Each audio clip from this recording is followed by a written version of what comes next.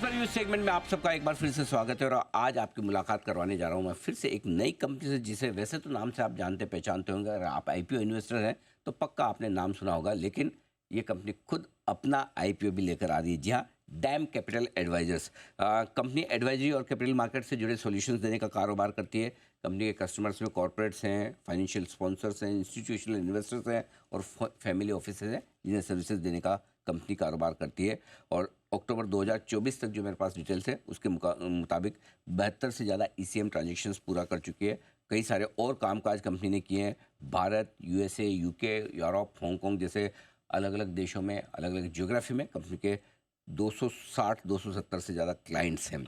आइए पहले इशू की जानकारी आपको दे दूं। कल इशू खुलेगा, बंद होगा 23 तारीख को। 269, 283, 269 से 283 का है प्राइस बैंड और इशू की साइज़ है 840 करोड़। पूरा का पूरा इशू ऑफर फॉर सेल है। 2000 करोड़ का मार्केट कैप बनता है कंपनी का ऊपरी बैंड पर। ये आपके लिए डिटेल्स। आइए मुलाकात करते हैं। हमारे साथ कंपनी के प्रमोटर, कंपनी के एमडी और सीईओ धर्मेश मेहता साहब कार्यक्रम में शामिल हो रहे हैं। कैपिटल मार्केट में धर्मेश मेहता साहब जाना पहचाना नाम है। 25 साल से ज़्यादा लंबा गहरा अनुभव रखते हैं आप। 2001 से 2007 के पीरियड के दौरान जब आईपीओ का बड़ा बूम भी था, आईपीओ क्यूआईपी के मामले में देश की दिग्गज कंपनी एनाम सिक्योरिटीज़ की स्थापना में आप रहे हैं। 2018 से आपने एक्सिस कैपिटल ज्वाइन किया था और वहाँ पर भी आईपीओ और क्यूआईपी के मामले में इस एक्सिस कैपिटल को आपने हिंदुस्तान का नंबर 1 इन्वेस्टमेंट बैंकर बनाया। धर्मेश सर, बहुत बहुत स्वागत है आपका। धन्यवाद थैंक यू सर, हमारे स्टूडियो में आने के लिए, समय देने के लिए। आप सबके आईपीओ लाते हैं, पूरी दुनिया भर के जो आईपीओ आते हैं नाम देखते हैं डैम कैपिटल, डैम कैपिटल। अब आप आईपीओ ला रहे हैं, टेबल के वो दूसरी तरफ है, कैसा फील कर रहे हैं? बहुत स्ट्रेंज फीलिंग है पर बहुत अच्छी फीलिंग भी है। एंड आज मैं समझता हूँ कि मेरे जो क्लाइंट्स हैं वो क्या फीलिंग से थ्रू जाते हैं। It's a very memorable event. अच्छा, एक फीलिंग और भी होगी, क्योंकि मेरे ख्याल से जहाँ तक मेरी नॉलेज है, एक भी कंपनी खाली मर्चेंट बैंकिंग का काम करने वाली कंपनी कोई और लिस्टेड है? कोई लिस्टेड नहीं। आप पहले? हम पहले। वाह, वंडरफुल। तो पहले इतना इजी नहीं रहता है समझाने में, हाँ। पर टचवुड मार्केट्स ने काफ़ी प्यार दिया है, काफ़ी फेथ दिया है हमको। सो वो हिसाब से नो कंप्लेंट्स। लेकिन मैं जानता हूँ धर्मेश भाई, क्योंकि आपकी कामकाज को बाजार के सारे बड़े इन्वेस्टर्स, एफआईज, लोकल रूल सब जानते पहचानते हैं। अब बताइए सर, चूँकि आपकी कंपनी कैश रिच है, प्रॉफिटेबल है, ज़ीरो डेट है, इसलिए आपको पैसे की तो ज़रूरत नहीं है, राइट? फिर आईपीओ क्यों? लिस्टिंग का कारण दूसरा है, पैसे की ज़रूरत नहीं है, आपने राइटली कहा। And hopefully touchwood cash flows भी काफ़ी अच्छे हैं। लिस्टिंग से एक तो हमारा धंधा टैलेंट पे चलता है, तो एक बार हम लिस्ट कर दे तो टैलेंट लाना आसान रह जाता है। ताकि ईसॉप्स वगैरह दे ईसॉप भी दे, हमने 5% ईसॉप रखे हुए हैं for new talent also, plus old talent. So talent retention और टैलेंट एक्विजिशन के लिए ये किया गया है। पुराने इन्वेस्टर्स को भी एग्जिट मिल जाता है, सो इनको भी एक हो जाता है। एंड इवेंचुअली अब लिस्टेड रहते हैं तो कॉर्पोरेट गवर्नेंस स्टैंडर्ड्स वो सब दिखता है लोगों को बाहर, जो आज हमारे ऑलरेडी है। पर एक बार लिस्टिंग हो जाता है वो काफ़ी बाहर तक सबको समझ पड़ता है how the company is run, how professionally it is run, and eventually get good people to come on board. तो आईपीओ के बाद आपकी प्रमोटर्स की स्टेक कितनी रह जाएगी? और अभी जो 840 करोड़ जो भी आईपीओ है उसमें कौन प्रमोटर्स बेच रहे हैं? नहीं, प्रमोटर तो मैं ही अकेला ही हूँ, सब इन्वेस्टर ही थे।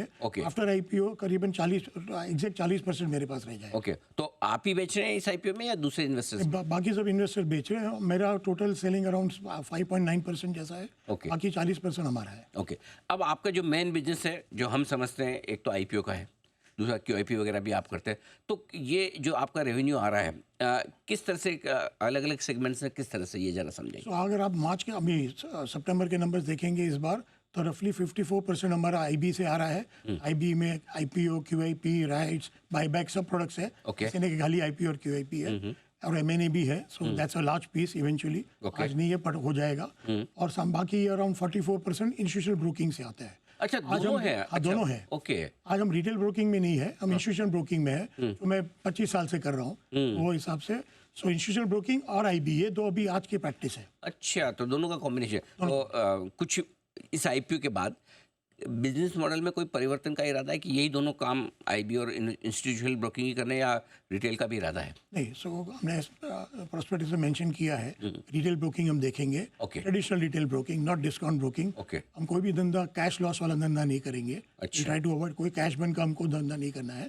जहाँ भी हमको प्रॉफिटेबल लगेगा वो धंधा करेंगे। उसके बाद we will start also AIF PMS भी करेंगे, सो वो भी अगेन Okay. With profitability. मतलब full fledge capital market services company होनी चाहिए अपनी। बैलेंस शीट रिस्क के सिवाय जो भी करना हम करेंगे। अच्छा, मतलब आप एकदम क्लियर है, अपने को balance sheet balance sheet risk नहीं चाहिए।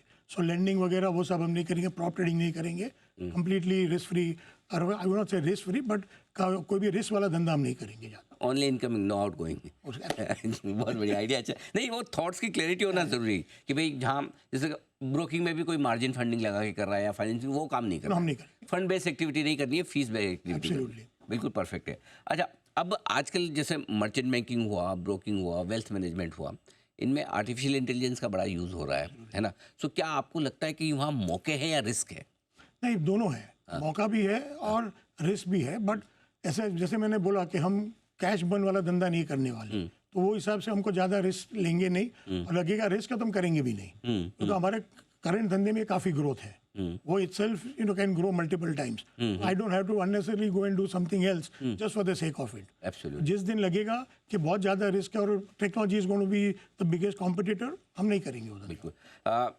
3 साल में यहाँ से मैं अगर पूछूं, जैसे सपोज मैं एक IPO इन्वेस्टर हूँ, मैं 3 साल के व्यू के हिसाब से डैम कैपिटल में पैसा लगाना चाहता हूँ, क्या विजन आप लेके चल रहे हैं कंपनी का? मुझे फॉरवर्ड लुकिंग स्टेटमेंट नहीं चाहिए, मैं जानता हूँ क्योंकि आप वो दे नहीं सकते, लेकिन एक विजन बताएं कंपनी का। आप किस तरह का बिजनेस, किस तरह की साइज, किस तरह की कंपनी बनाना चाहते हैं? विजन ये वैसे मैंने बोला, प्रॉफिटेबल धंधा करेंगे, कैश फ्लो वाला धंधा करेंगे, काफ़ी कैश इकट्ठा करेंगे, इन्वेस्टर्स को वापस देंगे वो कैश। 40% तो मेरे पास है, तो इवेंचुअली डिविडेंड जाएगा तो मुझे भी आएगा। सही बात। Eventually the whole game is के keep on doing less risk business, profitable business, and do all ancillary business जो कैपिटल मार्केट्स में है, वो एडवाइजरी धंधे हैं।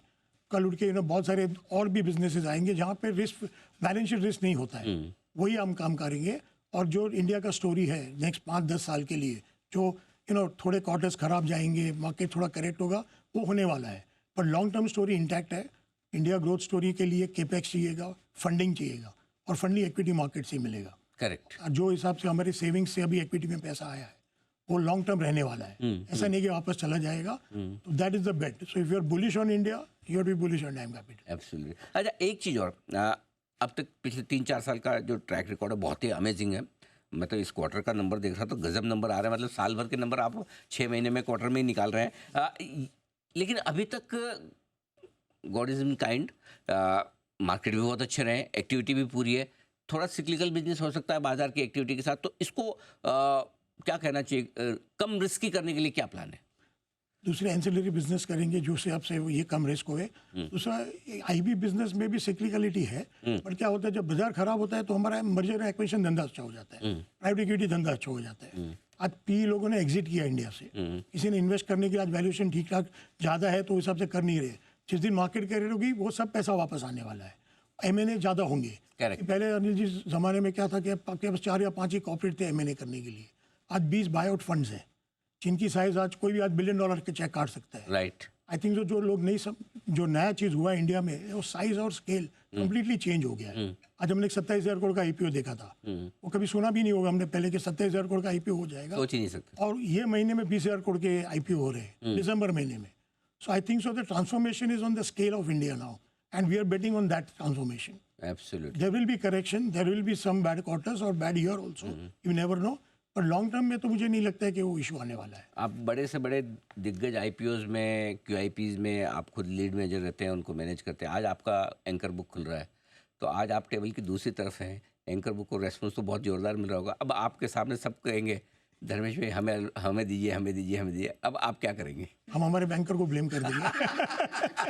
नहीं, हमारे सब रिश्ते स्ट्रांग है, हमारे क्लाइंट्स अंडरस्टैंड करते हैं कि क्या प्रॉब्लम है, so I am very sure they will support us. I am sure, definitely. और आपने जो इतने सालों में इतनी क्रेडिबिलिटी बनाई है, नाम कमाया है, और अब आप IPO लेकर आ रहे हैं, जाहिर सी बात है रिस्पॉन्स बहुत अच्छा मिलना चाहिए। धर्मेश भाई, बहुत बहुत धन्यवाद, आपने समय दिया, स्टूडियो में आए और विस्तार से अपनी कंपनी के बारे में बातचीत की। आपको IPO के लिए बहुत बहुत शुभकामनाएं। Thank you.